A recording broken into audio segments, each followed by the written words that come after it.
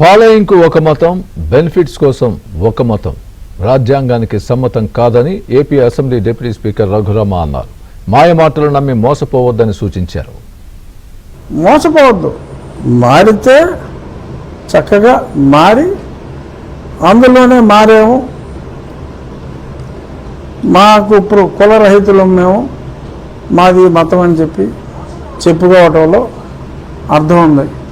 అంతేగాని ఆ rituals follow అవుతూ ఇలా ఉంటే రాజ్యాంగాన్ని ఇప్పటికిప్పుడు ఎవడో మార్చలేడు.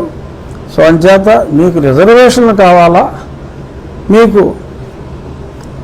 వాళ్ళు దొంగ మాటలు చెప్పి తీసుకెళ్ళిన మతం కావాలా? అన్ని మతాలు మంచియే, అన్ని మతాలు మంచియే. ఏ మతాన్ని ఫాలో అవ్వాలనుకుంటే ఆ మతాన్ని ఫాలో అవ్వండి.